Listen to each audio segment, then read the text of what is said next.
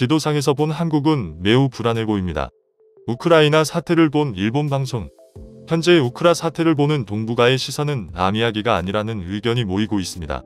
특히 한국과 일본에서는 러시아가 이웃 국가나 다름없기에 더욱 피부에 와닿고 있는 것입니다. 그런데 이러한 지정학적 위치에서 한국과 일본은 전혀 다른 국면을 맞고 있다고 합니다. 일부 일본 매체 등은 한국을 크게 걱정하면서 앞으로 동북아 최전선이 될 수 있다 경고했다는데요. 현재 우크라이나 사태를 보는 전세계 상황과 한일 간의 큰 차이점을 살펴보도록 하겠습니다. 우선 현재 푸틴이 우크라이나 전면전을 시작하면서 설마 진짜 할 줄 몰랐다는 탄식과 함께 전세계는 동시에 요동치는 모습이 등장하고 있습니다. 당장 주식시장과 같은 경제 변수는 물론이고 수십 년간 강대국끼리의 큰 전쟁은 없었던 상황에 미국과 러시아가 맞서는 상황이 등장하면서 이것이 도화선이 되어 3차 세계대전으로까지 번지는 최악 국면까지도 우려하는 상황이 나옵니다. 우크라이나 전면전은 매우 심각하게 진행되고 있는데요. 현재 우크라이나 공항이 폭격되어 불타고 있으며 푸틴이 애초에 말한 것처럼 우크라이나를 점령할 일은 없을 것이라는 말과는 전혀 다르게 미사일 폭격이 이어지고 우크라이나는 러시아에게 제공권을 장악당한 상황으로 순식간에 판세는 러시아 쪽으로 기운다는 말이 나옵니다. 러시아 지상군은 벨라루스까지 포함해서 총 4에서 5방향에서 우크라이나로 진격하고 있기 때문에 사실상 서방 군대가 우크라이나에 없는 이상 우크라이나는 영토 절반 정도가 위태로워 보입니다. 온라인에서는 지금 21세기가 맞는 거냐 혹은 전쟁이 이렇게 쉽게 일어날지 몰랐다면서 푸틴에 대해 강한 비판을 하기도 하면서 우크라이나 및 앞으로 펼쳐질 국제정세를 걱정하는 상황입니다. 특히 한국에 있어서는 이 문제가 다른 나라에 비해 매우 실질적으로 다가오는 상황에 있는 것입니다. 러시아가 우크라이나 침공한 이유와는 다릅니다만 한국은 불과 10여 년 전에 영평도 포격을 맞았으며 당시에 한국은 다시 한번 대한민국이 여전히 전쟁 위험국이라는 각성을 크게 했던 바 있었던 것이죠.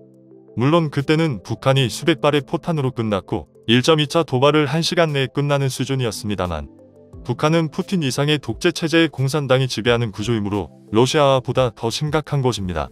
또한 온라인 등에서는 러시아의 태도를 중국과 비교하곤 하는데 중국이 만약 북한이 붕괴될 시에 러시아와 같이 북한을 밀고 들어온다면 한국을 비롯한 미국 입장에서 어떻게 할 것이냐는 것입니다. 푸틴은 평화를 유지한다는 명목으로 평화유지군을 우크라이나 동부에 진입 명령을 내린 상황입니다. 따라서 중국 역시 이러한 명목으로 북한의 탱크 등 무력으로 밀고 들어온다면 하는 우려도 나옵니다. 게다가 일각에서는 유럽과 미국의 태도에 대해 강력하게 비판하는 세력도 보이고 있는데요.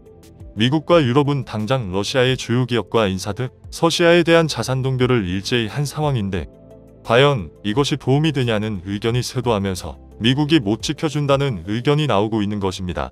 그러다 보니 한국 입장에서는 러시아가 우크라이나를 공격한 뒤 바로 벌어질 일을 우려하고 있습니다. 중국이 대만에 대해서 러시아와 똑같은 행동을 생각보다 빠르게 저지를 수도 있다는 의견인 것입니다. 일단 중국은 당장 러시아의 우크라이나 침공에 대해서 반대하는 입장을 유엔에서 전개하고는 있습니다. 장준 유엔 대사는 우크라이나 영토 주권을 인정하라며 러시아의 침공에 반대하는 목소리를 낸 상황이죠. 중국은 당장 우크라이나에서 식량 수입을 비롯해 군사 교류도 매우 활발한 나라인데다가 유럽의 1대1로를 확장하는 주요 포인트로도 우크라이나를 삼고 있기에 이런 주장을 하는 것입니다. 그러나 일각에서는 중국이 대만을 지금 치지 않으면 기회는 오지 않는다는 의견도 나오고 있는 것입니다. 미국과 유럽 모두가 우크라이나에 집중할 때 중국이 대만을 속전속결로 공격하면 방법이 없다는 것입니다. 상황이 이렇게 되자 동북아에 속한 일본에서는 즉시 미국 편에서 신속하게 움직이기 시작하는데요. 일본 외무성은 미국과 같이 러시아에 대해 제재에 착수하면서 러시아를 규탄하는 모습입니다. 그런데 일본 언론에서는 이러한 위기 상황에 같은 위치의 동북아 한국에 대해서 비판적인 자세를 보이고 있습니다. 일매체는 미국을 중심으로 한 유럽과 일본은 한뜻으로 러시아를 제재하고 규탄하고 있는 상황인데 한국은 러시아의 눈치만 보고 있다면서 아무것도 안 하고 있다는 취지의 보도를 한 것입니다. 그러면서도 한국은 현재 매우 불안한 상황이고 북한과 중국의 도발을 당할 수 있다고 경고합니다.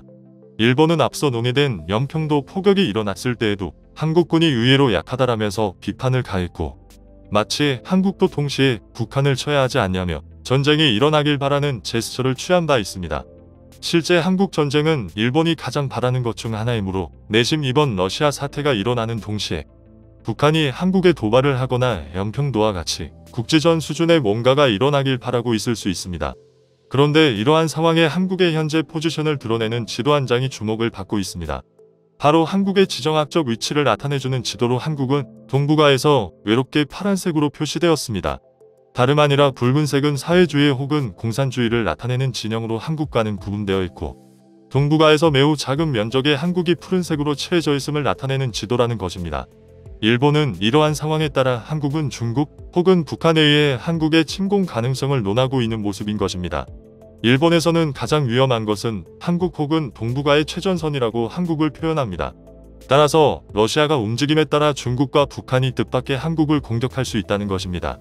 또한 중국은 유엔에서 우크라이나 영토를 보전해야 한다고 주장은 하고 있습니다만, 중국 외교부는 외교부 대변인을 통해서 러시아가 침공한 것은 아니다라고 정반대의 말을 한 것입니다. 따라서 중국도 러시아를 보면서 탄력을 받아서 대만을 침공 준비하는 게 아니냐는 해석도 나오는 것이죠. 하지만 이 지도는 한국의 지정학적으로 매우 불리한 위치로 해석될 수 있지만 정반대로도 볼 수 있는 것입니다.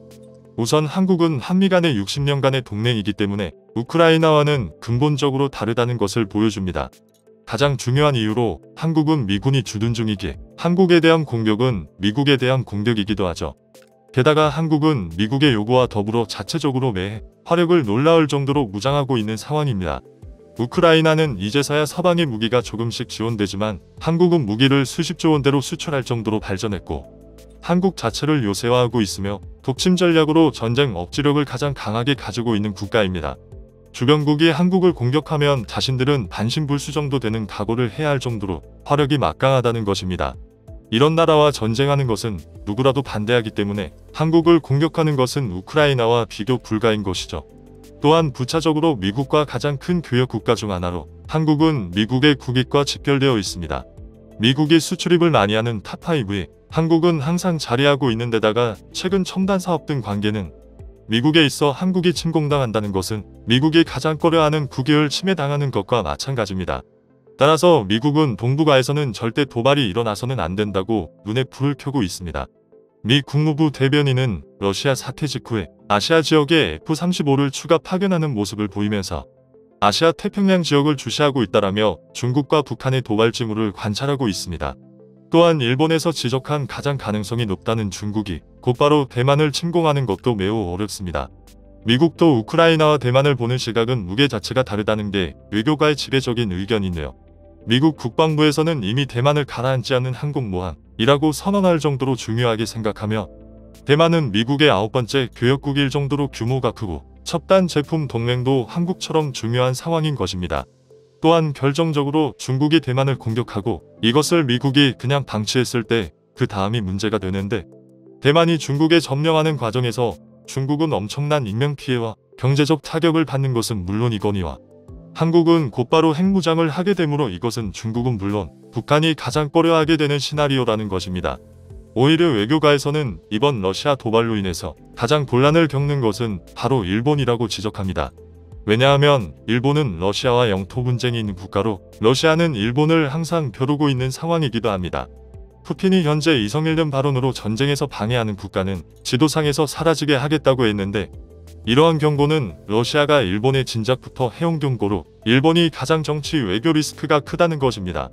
일본에서 내심 동북아 리스크가 커지면서 신냉전으로 한국전이 다시 일어날 수 있다는 기대감을 갖지만, 오히려 가장 위험한 국가는 일본이며 일본 내각에서도 러시아 제재에 대한 수위를 고민하는 것으로 보입니다. 극보수 아베 측은 러시아 제재를 강화하자고 하며 기시다 내각은 과도한 자금 말자고 맞섰는데, 이번만큼은 일본 내부에서도 쿠리를 도르 러시아와 여러 갈등이 많은데 자제하자는 분위기가 이어집니다.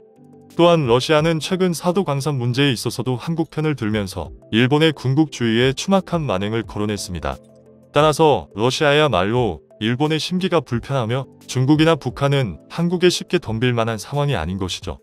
이와 같이 러시아 사태에서 일본은 동북아의 최전선을 한국으로 보면서 한국에 대한 우려를 하고 있습니다민, 일본이야말로 러시아에 당할 수 있는 상황임을 인식해야 한다는 의견이 등장하고 있습니다.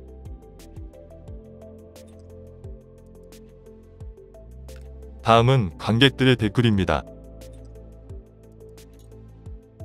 우리의 역사를 보면 알겠지만 수천 년 우리나라 역사의 국방력이 약해서 중국이나 일본에게 약탈당한 걸 생각하면 과할 정도로 자주 국방력에 힘써야 한다는 거고, 미국이 아무리 우방국에 해구상까지 해준다고 해도 어디까지나 100% 믿을 수 있는 것도 아니거니요. 이미 초토화된 상황에서 도움을 받아봐야 의미가 없기에 무조건 자주 국방 강화에 힘써야 합니다. 일본 분들, 우리 걱정하지 마세요. 우리 한국인들은 만약 중국이나 북한에 침공을 당하면 절대 피난 같은 거 가지 않습니다. 내 나이 42세지만 무조건 참전해서 상대방 모가지를 10개 이상 따버리지 않는 한 절대로 죽지 않을 겁니다. 우린 더 강해져야 돼. 미국은 솔직히 도와주긴 하겠지만 지켜줄 정도는 아니지.